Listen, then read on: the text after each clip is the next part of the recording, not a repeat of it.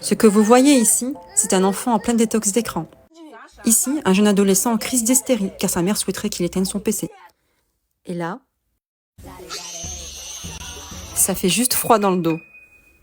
Dans cette nouvelle série SOS Enfance Volée, on analyse ensemble les tendances de toutes sortes qui affectent les enfants et les familles. Aujourd'hui, parlons du phénomène des enfants iPad. Cette appellation fait référence à l'omniprésence des écrans, en particulier des tablettes, dans la vie des jeunes enfants. Cependant, cette exposition précoce aux écrans soulève des questions sur son impact sur le développement cognitif, social et émotionnel des enfants. De nombreux experts s'inquiètent et alertent sur les risques liés à une utilisation excessive.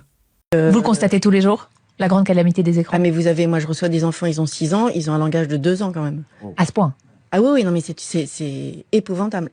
On va s'intéresser plus particulièrement aux effets négatifs des écrans lorsque l'enfant mange devant, que ce soit une tablette, un téléphone ou la télévision. Lorsque les enfants mangent en regardant un écran, ils sont moins conscients des signaux de satiété envoyés par leur corps. À long terme, cela peut entraîner des problèmes de santé comme l'obésité, des carences nutritionnelles et des troubles alimentaires. Enfin, manger devant un écran limite aussi les interactions familiales pendant les repas, qui sont un moment clé pour le développement social des enfants.